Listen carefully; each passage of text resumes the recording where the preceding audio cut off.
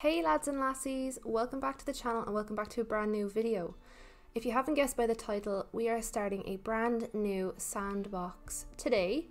I was a bit MIA with Planet Zoo over the last week or two because I was trying to decide what I wanted to do and where I wanted to go with Planet Zoo on the channel. So for the moment we're going to leave Dublin Zoo, but you never know, it might come back eventually. So today we are building just the decorations around the zoo. So I had this idea that I would create a mini town or like mini city, and that would surround the outside territory of the zoo. Apologies guys if there's any background noise. It's extremely hot in Ireland, and also I have a very noisy family, so you'll just have to bear with me. But anyways, so we're building, basically this is going to be the only house in this build you're going to see, and all the other houses are going to be carbon copies of this for now. I will add variation eventually for you guys. I personally, it wouldn't bother me because I won't really be looking at this stuff, but I just wanted it to have something else in the world because I feel like it's a bit ridiculous to have this vast, huge area and no civilization at all around it. So I thought that we'd have like a tiny town. It may work, it may not work. We'll just have to wait and see. But so far, I think it's looking really well, and you guys will hopefully see by the end of the video what I mean. It kind of comes together. So yeah, I'm just trying to find a door here that matches, and that brown one is the only one that actually worked in my opinion. But as I said, or did I say? I don't know if I did. We will have other variations of houses, but they're just not going to be in this video. I had a large garden here at the start, and then I was like, that's not really what it's like in townhouses that I've seen anyway. There's a lot of Georgian style houses in Dublin City especially. I can't speak for any of the other cities because I've never really been to them. But yeah, so we're just making up the fence here. I had to use, I don't actually know what you call it. It's like a pole of some sort, or like a post that you would put a sign on. And I had to incorporate that into the wall to make the, oh, what is it called? Like the railing, I suppose you would call it. So this is a half wall, and then we have the railings to make up like a bar or like a railing going across. And I just incorporated that in with the bricks by using the 1 meter high rectangular shaped wall piece. I'm not very good with names of stuff, so you'll have to bear with me. So yeah, here I'm trying to find something else to use instead, and I was unsuccessful, so I just made use of what I had. My plan overall for this series is, unlike Dublin Zoo, it's not going to try and be true to anything real. It's going to take inspiration, of course, from the world around me that I have seen, and perhaps maybe different architecture styles or whatever inside the zoo, or different, like, I don't know, just it's going to be a lot more creative than Dublin Zoo, and I'm going to put a lot more like effort into making things look really nice, not just fit for purpose. To be honest, Dublin Zoo that I created, it was very hard to replicate for real because there's only so much I can actually do with that, unless like we had certain types of paths and certain types of fences and stuff. Like I could make the fences the way they are in Dublin Zoo, but I kind of thought that's really difficult, and all the pieces needed for that would be probably maybe 4 or 5 times more than like an actual barrier. So I don't know exactly. I know for an exhibit the maximum number of pieces you can have is 4,000, and I don't know how to upload an actual entire zoo to the Steam Workshop, or if I have to use like a save file. I'm not really sure, but with the intention of possibly having this when it's complete up on the workshop. I was like, there's no point in trying to make all the walls and stuff, but that was the reason why Dublin Zoo wasn't exactly the way it's supposed to be.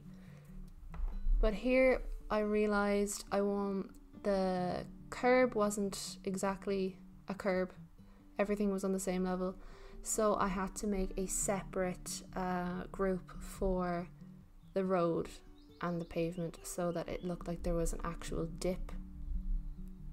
Maybe there is a way, but I just didn't know how to do it. So yeah, you'll see me here filling it in again and then like, no, it's not working. So I went back and made a separate group. I realised afterwards I could have just highlighted the pieces and then split them from the group, but I don't know why I didn't. So yeah, we just backspaced all the way. Not backspaced, undo.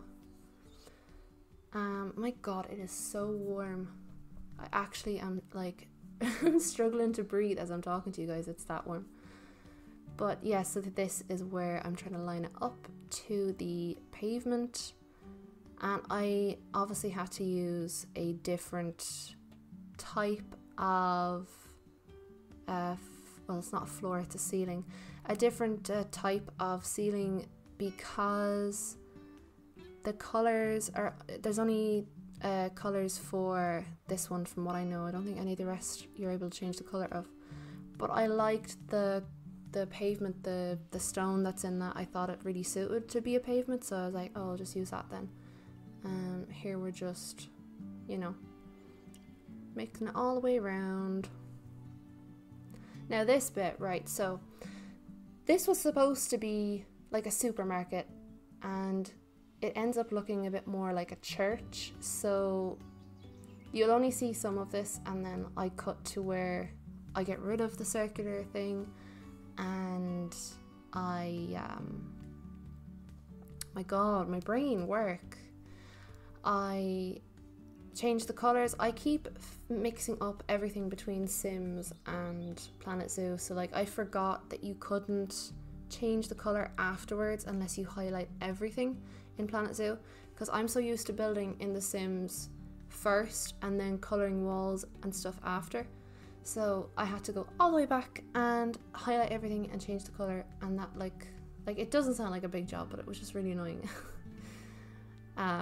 Yeah, so that spire, whatever you want to call it, that tower, that goes, and the rest stays, and it's more of a supermarket. In the end, I got this little wall or ceiling piece idea from my actual real life supermarket, and I may have stolen half of the name of the real life supermarket that's in my village, but well, we're not all super original, you know. So I put in Super Fresh. The actual supermarket is Super Value, and when I used to live in Dublin, my local grocery store was called Fresh, so I was like, oh, why not mix the two? So Super Fresh is what I ended up going with.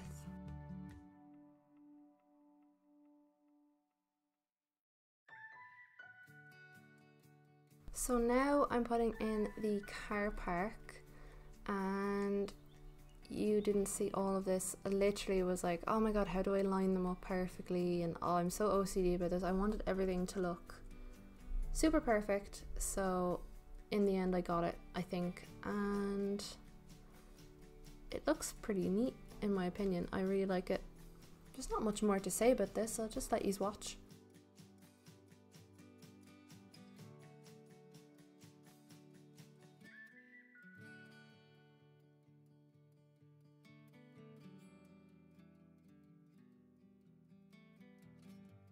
Actually, those bins you see in the background there, I will link the Steam URL. They're not my work.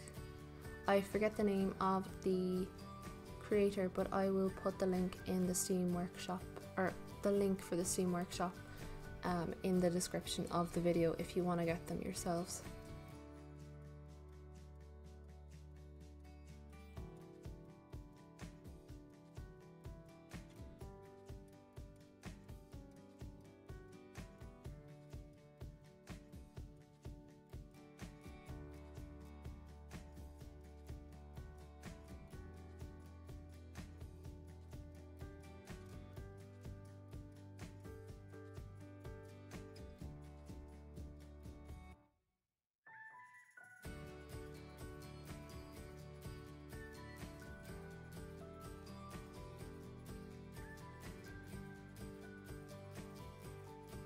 as you can see, it's starting to come together. There's just a few alignment issues, or the width in some of them seem larger than others, even though I use the same wall pieces for all of them.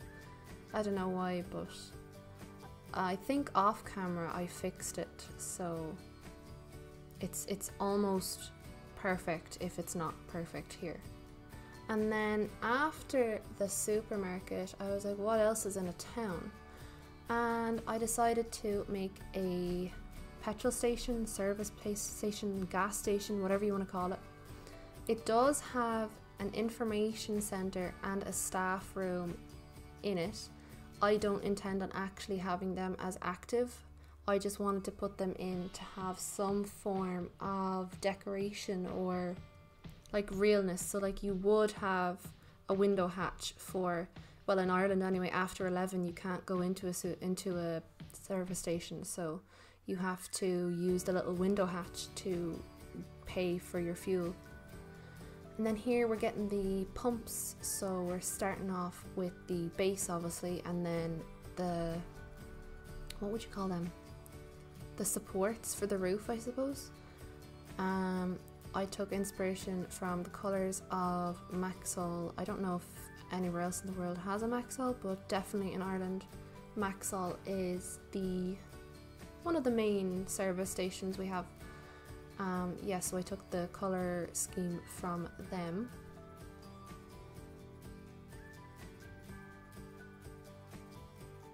So it's all starting to come together now. We've got like parking spaces and the outlined shape of the pumps.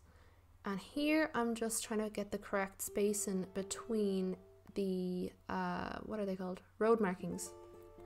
Between the road markings, so that everything looks as it should. This actually wasn't as tedious as it looks, because as you can see here, after each one I get all of them and then I move them up, so it's not like I'm doing one by one.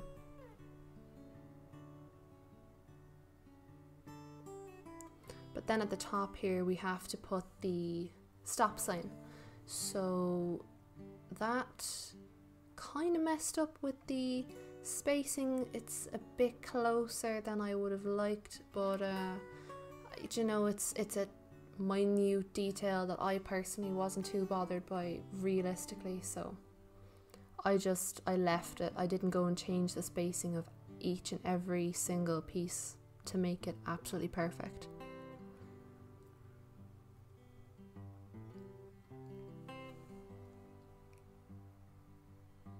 And you'll see there actually the sign says the fuel, what's it called, the prices. I did a lot of that off camera, just it's fairly tedious, like I don't know how much you actually want to see, but I do have it recorded if anyone wants me to put it up as a tiny little segment. But this video was long enough anyway and I didn't want to bore you guys. So then we're just taking all these road markings, copying them and moving them. I used the 45-degree rotation snap, I suppose you call it, to make sure it was exactly 90 degrees from in the other direction. And then here it's just gonna have, at the supermarket, at the side entrance, just a little, what do you call these? Like a loading bay or a no parking area, something like that. I don't really know my road signs, which is kind of ridiculous. But I know what they do. I know I'm not supposed to park in them, so don't worry.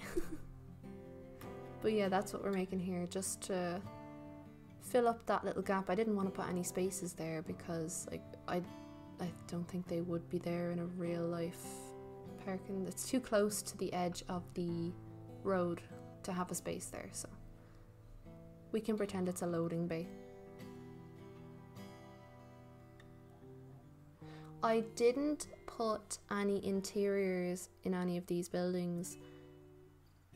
Personally, I just didn't see a point because the main focus is the zoo, not like this. But if you, when you get your hands on it, if you wanted to do that yourself. Like, there's so many props in the game, like with fruit and veg and all that good stuff. There's loads of that in the game, so it's not going to be like impossible to do. I just personally didn't see a point.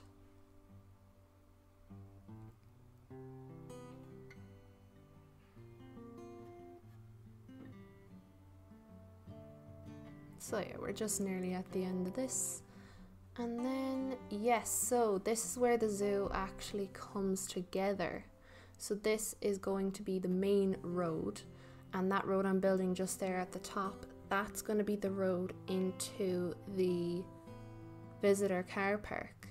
So I actually planned all this out. I drew it on a whiteboard and I have a picture of it.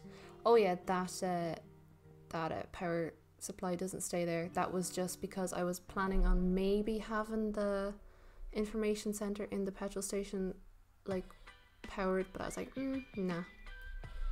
So then we're just building up the car park, and I think the size is reasonable. Obviously, again, there's not like, I didn't want to put too much in because, again, pieces, like we're probably well over 1,000 pieces at this stage between all the road bits, the housing, supermarket, all that good stuff. So just didn't, like, I could make realistic and have like lots and lots and lots of parking, but I think there's enough because we don't actually have cars in this game, so it's not like it's an issue.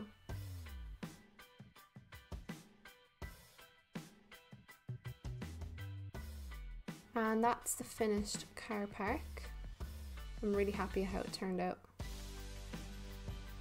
We have our first little residential street with our lovely supermarket in the background. There's the supermarket up close. And finally the car park. So if you enjoyed the video, leave a like and consider subscribing, and I'll be back really soon with the actual zoo. Bye guys.